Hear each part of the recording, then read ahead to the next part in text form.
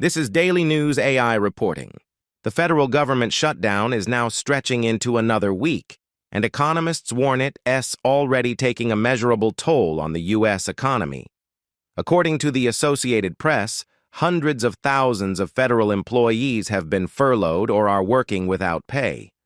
That means less spending power for households and slower local economies, especially in cities that depend heavily on federal jobs and contractors. Al Jazeera reports that key federal data releases, including the monthly jobs report and other economic indicators, have been delayed. That uncertainty makes it harder for the Federal Reserve and investors to gauge the health of the economy. A White House memo obtained by Politico estimates that the shutdown could cost the U.S. economy about $15 billion in lost GDP each week it continues. Analysts at TD Economics add that each week the government stays closed could shave off 0.1 to 0.2 percentage points from annualized GDP growth. Travel and tourism are also taking a hit.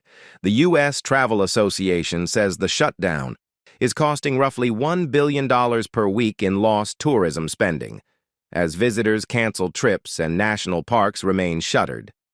Economists point out that short shutdowns typically have limited long-term effects, but this time could be different. The economy is already showing signs of fatigue, with slower job growth and lingering inflation. ABC News notes that this combination makes the shutdown's ripple effects potentially more damaging than usual. And with the Washington Post reporting that crucial labor data can't be released, the Federal Reserve is essentially flying blind, unable to rely on up-to-date numbers for key policy decisions. Experts tell PBS and the Atlantic Council that if the shutdown lasts several more weeks, the damage could become harder to reverse, delaying infrastructure projects, freezing government contracts, and eroding confidence among investors and consumers alike.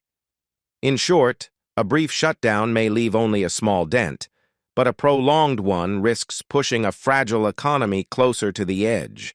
For now, millions of Americans and their paychecks are caught in the middle.